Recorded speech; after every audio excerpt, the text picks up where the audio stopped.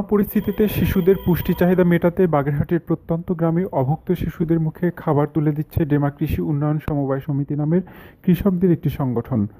লকডাউনে কর্মহীন পরিবারের শিশু সন্তানের পুষ্টি চাহিদা নিশ্চিত করতে এই উদ্যোগ নেয় তারা।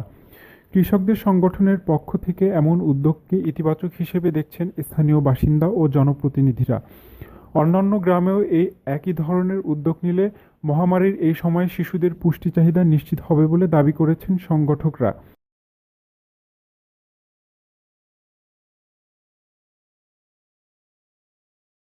করোনাকালীন লকডাউনে কর্মহীন হয়ে পড়া পরিবারের পাশে দাঁড়াতে ২৪ জুন দুপুরে বাগেরহাট সদর উপজেলার পিসিডেমা গ্রামের কৃষক শেখ তানজিমের বাড়িতে স্থানীয় অর্ধশতাধিক শিশুকে খাবার দেওয়া হয়।